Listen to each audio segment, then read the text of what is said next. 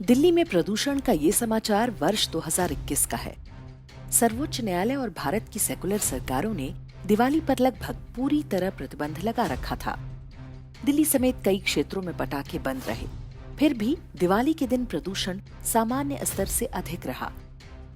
दिवाली के 3 दिन बाद प्रदूषण और भी अधिक बढ़ा, जो अगले 10-15 दिन तक बना रहा। अब कोई भारत की सर्वोच्च न्यायालय में बैठे ज्ञानचंदों से पूछे कि दिवाली के सप्ताह भर बाद प्रदूषण क्यों बढ़ रहा था।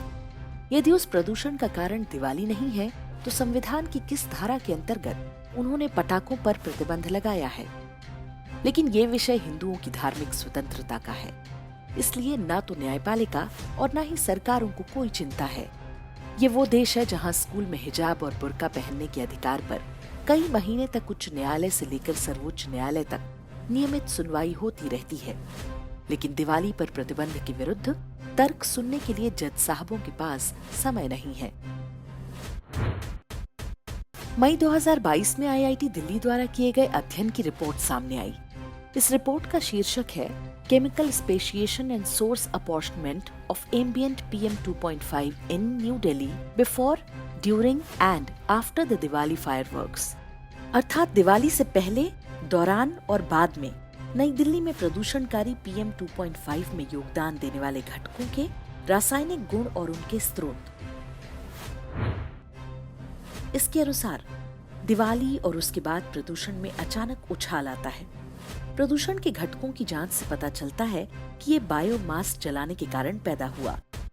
ऐसा पराली और अलाव जलाने के कारण होता है।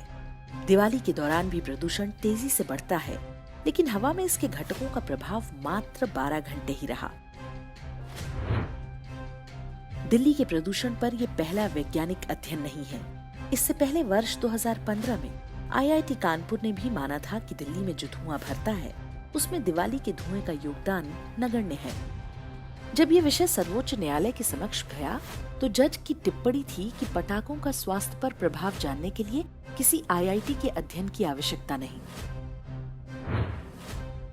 एक वैज्ञानिक अध्ययन पर ऐसी अपरिपक्व टिप्पणी हमारी उच्च न्यायपालिका के जज ही कर सकते हैं।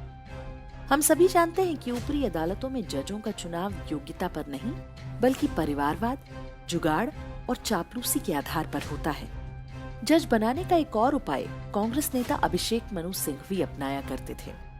हमें आशा है कि आपको उसके बारे में पता ही होगा। वापस दिवाली की बात पर लौटते हैं।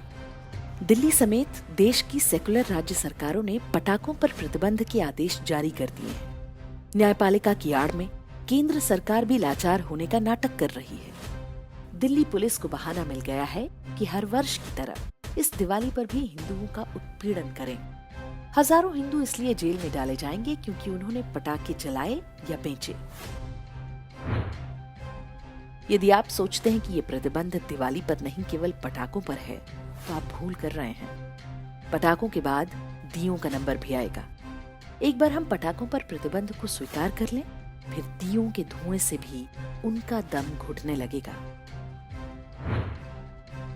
वास्तव में प्रदूषण विषय है ही नहीं, ये बहाना मात्र है। भारत में हिंदुओं को संपूर्ण रूप से समाप्त करने के लिए उनके त्योहारों को नष्ट करना आवश्यक है। ये ईसाई मिशनरियों का प्रोजेक्ट है, जिसे लागू करने में भारत का सेकुलर तंत्र पूरी शक्ति से जुटा है।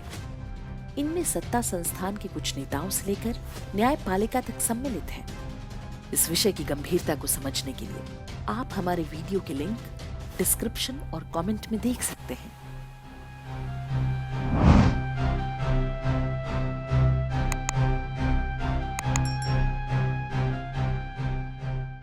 इंडेक्स ऑनलाइन के वीडियो समाज को समर्पित हैं। आप इनको डाउनलोड करके जैसे चाहे वैसे प्रयोग कर सकते हैं।